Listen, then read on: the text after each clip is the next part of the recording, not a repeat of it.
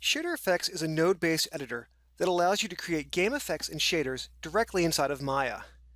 It allows for quick iterations, intuitive creation, and real-time feedback.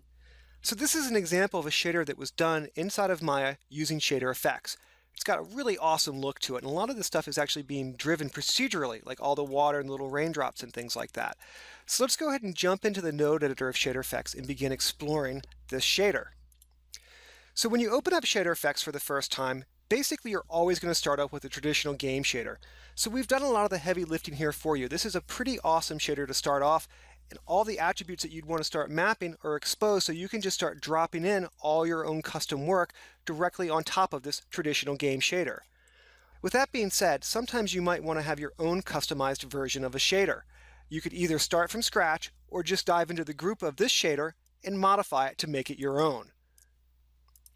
So when working with ShaderFX, it's really pretty straightforward to start making relationships between all of these different options. You have a bunch of nodes on your left-hand side that you can use to start generating shaders from. You can also access all the same information by right mouse clicking and getting flyout menus. So let's go ahead and just build up a couple of nodes here and make a simple little texture. So we'll go to the math nodes. I'm going to grab a multiply, drag that out, then I'm going to right mouse click and show you the other workflow. So we're just going to say, let's get a pattern. We'll get a 2D checker, and we're going to multiply that 2D checker times another pattern. And I'll grab this one because this one's pretty awesome. So we've got our two patterns. To make the connections, it's a very simple drag and drop operation. So we'll just take the float and put it to the float.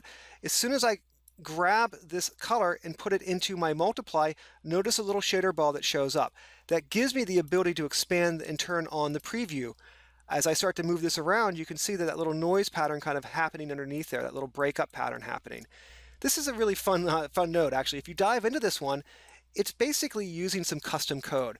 So if you've got legacy code kicking around, or if there's something that's just simple to do in code, that's easier to do in code maybe than using a bunch of nodes, you can create your own custom code nodes, and then basically just put your code directly inside of ShaderFX. It's pretty straightforward. So let's go ahead and close that down. We'll get out of this group.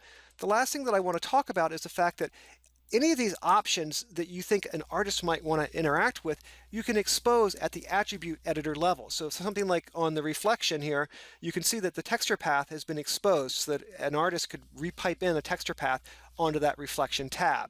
And if we look at this node tree for this shader, it's pretty awesome. What the shader developer did to get this overall effect is really quite amazing. Like, you can dive into these groups all over the place and be like, well, how does the wetness work? Well, here it is. This is the math and the procedures that go into creating that wetness effect shooting down the ship. So it's just a really fun shader. So let's go ahead and close this down. We'll play back our shader effect one more time.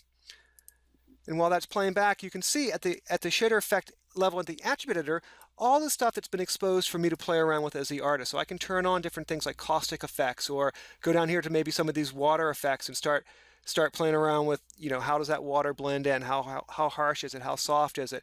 How much brightness or darkness does it have? Is it starting to kick in more reflection? So the shader developer, Chris, just did an amazing job on this shader for me.